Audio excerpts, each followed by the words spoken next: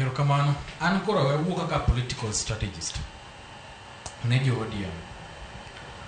Ka baba wuotho, jatera marikni sana mondo bi oter dala.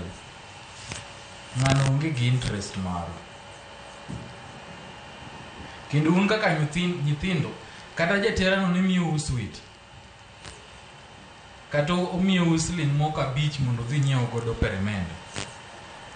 Kikupar ni jatera no koro eru moingo baba umotho. Nyaku bed piny mondo ng'i ane niya mbele dhi chal nang'o. Mondo kik uwe jatero bi ocham mwandu mani baba oweyo gi mama mondo dok go tong'. Koro ne ODM wan koko joluo.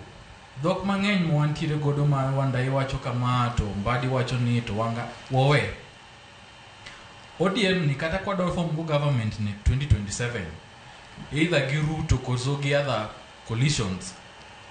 The only way mo dhi bedo relevant ko bedo united. Mano the only way mo ODM dhi bedo relevant 2027. Ka gidong united gi powerful. ODM duong. ODM otingo Luo, otingo the entire western region.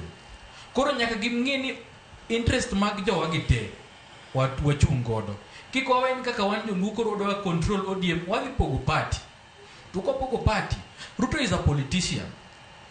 Ruto dhi ng'iyo ni which front ere coalition manyalo chung godo manyalo kawo government. By that time wanyalo dong onagi mobalo, onagi mokere. To nitiere another political party man gi bigger front. Ruto dhi bolwa. Ruto dhi ni jok mondo win 2027. Ruto is a politician. Koro gik moko mondo wano godwa go kokowe ni koro ni kamano kwa bedo relevant. No. ODM is going to be beneficial to Ruto ka ODM is independent. Erokamano ahinya sani thuolo mano miwa e morumo to dina hero mar mondo wach mogik kata kamano we wamake mana